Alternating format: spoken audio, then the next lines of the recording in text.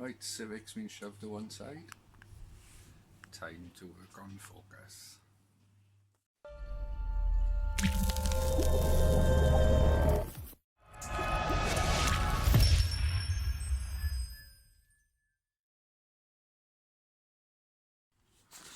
Right, my first job, change anti-roll bar.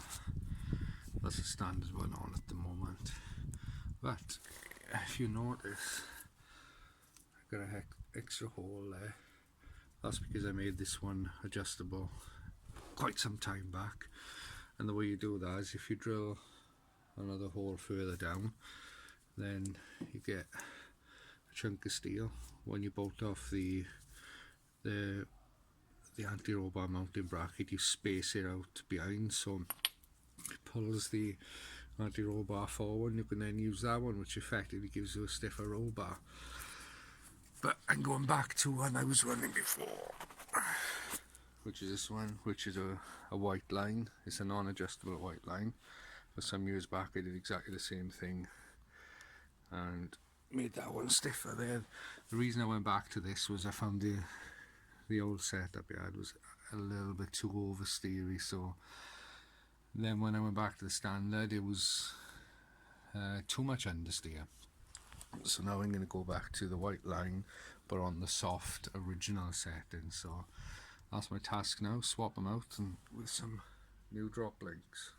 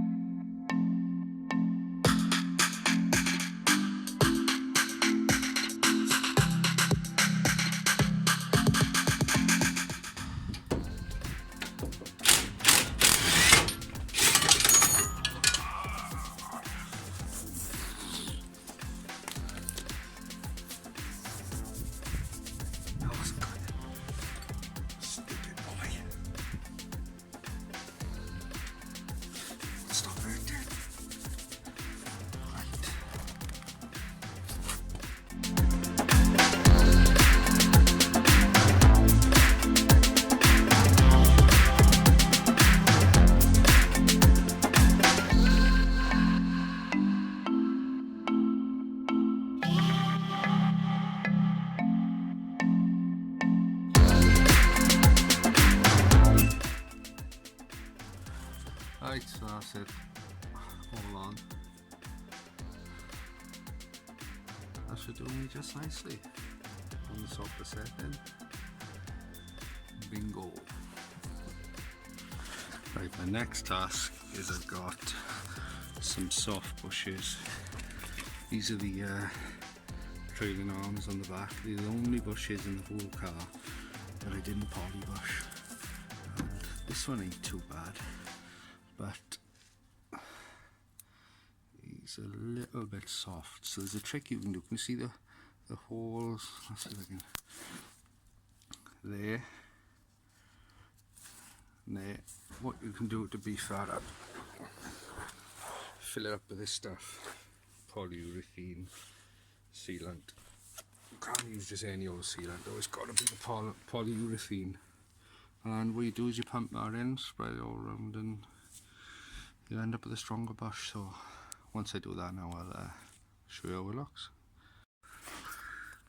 Right, so I've just give it a whack of sealant. See if I can get that lens up in there. There you are. Obviously it's not gonna look 1,000,000%, but it's gonna beef up that mount, and there is proper polyurethane. So a DIY poly mount, how long will it last? I don't know. But it's gonna be better than it was. The next thing I'm going to use it on is the gearbox mount. I'm going to fill them all up in there, down in there, toughen that one right up. Cheaper version. So what I've done now, I've used all brake cleaner, cleaned all around there. Now I'm going to fill them up.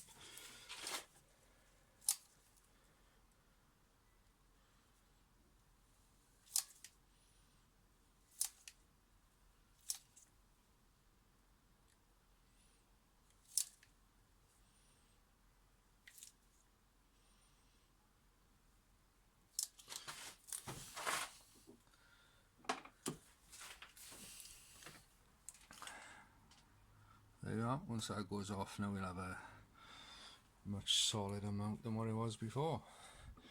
For the back bushes now, I'll be leaving them exactly as they are. I won't be bolting anything back up. They'll just get left for a day or two just to go off.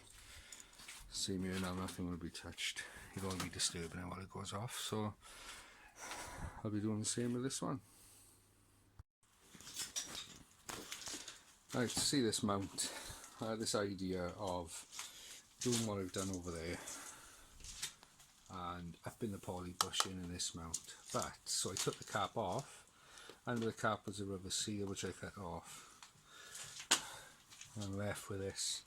I had no idea it was an hydraulic type of mount, so I'm really annoyed at myself now because there was nothing wrong with this mount. It worked fine. All I wanted to do was beef it up. I expected to peel that off and find there was a rubber bush under there and I could just beef it up, but now I'm in a situation where I've destroyed it, so now I've got to take it out and see if I can salvage it. If not, I've got to buy a new one. So I'm really cheesed off for myself for that because I'm already up against the time where I was trying to get it ready for Brands Hatch next week and I didn't need any stupid setbacks, but there you are, I've got to deal with it now. Right, so I'm cleaning them out now. There was a rubber membrane just down inside that I had to sort of rip out, and now I've just poured a load of degreaser in there before I put the polyurethane in. I need it to be clean. Once I've done all this now, I'll show you what it looks like inside and actually know now, we've seen inside, that it will work. So I shouldn't have to buy a new mount, they should sort them out. Yeehaw! Right, so this is cleaned up really well now. I've heat gunned it, it's dried right out inside. So if you move the camera closer, really, look right down. Right, as I move, come back, bring it up a touch. Right. As I move around, you can see the centre bit move, so you're going to flood all around that with the polyurethane sealant. So I'm going to move it to an angle. I got it on the longest nozzle I've got, jam it right down, and I'm going to pump, fill it up as much as I can and work my way around. Look at that, I just snapped the damn gun. Oh, can you believe it? Oh, look at that now. I got too much power for my own good, man. Right. Oh, I tell you what a disaster. Right, I need to find another gun. Right, so I'm got another gun. I'm going to try that, see if that'll work. I don't know whether I'm going to get the leverage or what. Nah, it's not working. This is not working, like it's bending off. Ah! It's a frustrating old game, isn't it? I cannot believe that happened. Right, so that turned into a disaster with that gun, but I did manage to get it done. I couldn't film it, it was just too much hassle trying to use a silicone gun with no handle. So as you can see, get the focus on it, I filmed it right out. You can see it's squirting out of every hole. There's no real advantage to filling all this up, but I'm going to do it anyway, just because I got some left over and I might as well use it up. But you don't want to be wiggling this around now, because all you're going to do is push it up out to the holes and then it'll push it from inside. So I've moved it around as I'm going and pumped and pumped and pumped. I've gone back in every hole to make sure it's flooded in there. So I'll just top that up now, leave it go off for a couple of days. Right, so here's the mount I done last night. That's how it looks finished up. It's going off, it's still a bit soft there, and down inside it probably needs a few more hours. This bit here has had a few days and it's sealed on the top, but down inside where it's thick it still hasn't gone off, and it's about 3 days. And I put a slice in there, as you can see. You can see that slice opening up. It's still soft in there, so that's going to need a good few days, I think, to go off. What I'm waiting for that now, I've got another job to do where the engine mount bolts, there's like 1, 2, 3 main mounts. Ever since I've had the car, this one has been snapped. So what I'm going to do is clean that out and weld the bolt with. A good while back I tried to drill it out, but the drill bit snapped in there, and as you know, you tried drilling into a hole and has a snap drill bit, you've got no chance. I wouldn't say no chance, well I give up, let's put it that way. So I'm going to weld a threaded bit of bar onto that, or a bolt, and then we'll have the third bolt at last instead of running on two.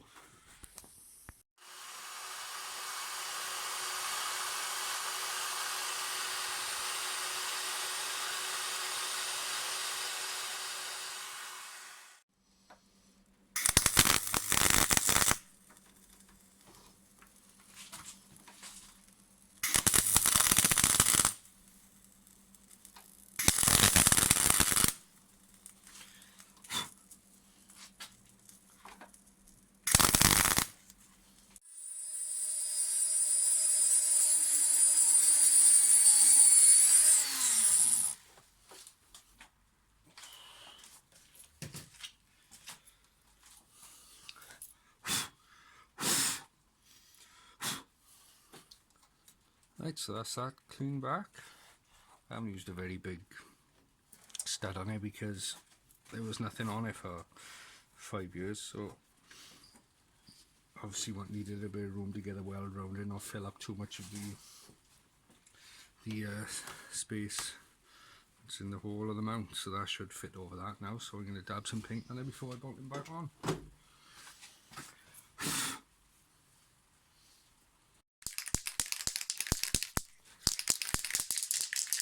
A touch of armorite silver, just all cleaning up. Not looking for perfection though. Ah, check loads on. Hey, well, let that dry, bolting back on. Yeah, should bolt up nicely. All finished, bolted up. Put this cap back on, and you'd never know. Just looks like a normal mount. Right, so that's them mounts finished. We'll move on to bolting the back end back on.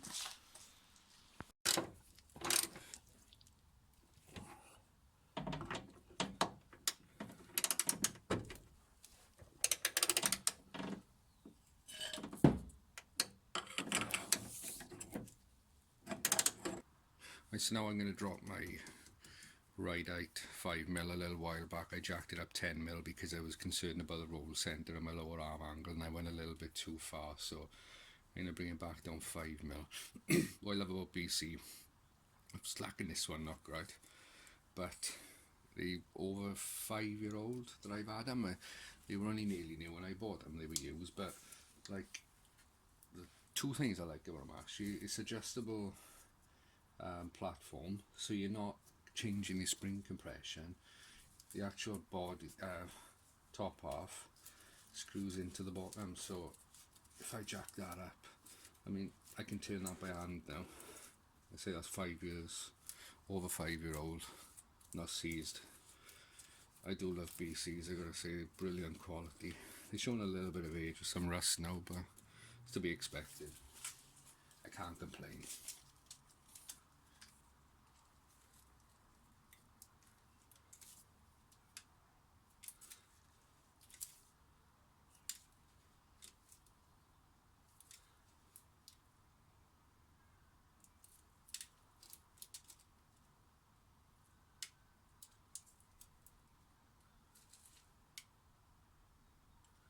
There you are, 5mm dropped. All I got to do now is tighten up this bottom sheet. This job done. I've lent my proper C-span at the someone, so I'm just doing it with a big pair of pliers.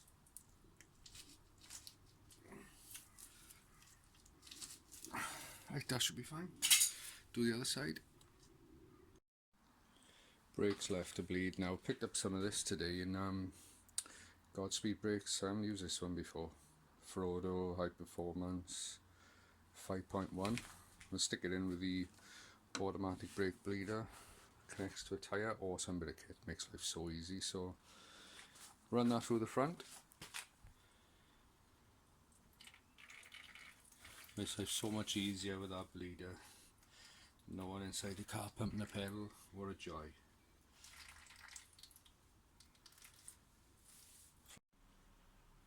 Right, my next job is some tyre softener. I've got this grip tyre softener, and these are old AO48s that I had second hand. A lot of tread on them second hand, right? So we just painting it all in. We get a few coats of these on ready for Brands Hatch next week. This is just the first coat going on now. I've never used this before, so I'm interested to see what it'll do. It's supposed to be good. See, these ones are quite old. They're by no means new, but look at the tread on them. I could pick them up for 160 quid a set. Cheapest chips. Right, so I'll show you what they look like when it's finished. Okay, so I'm going to end the video here. Next week there should be some videos up of my Trackday at Brands Hatch, so please subscribe if you want to see that. So thanks for watching as always, and bye.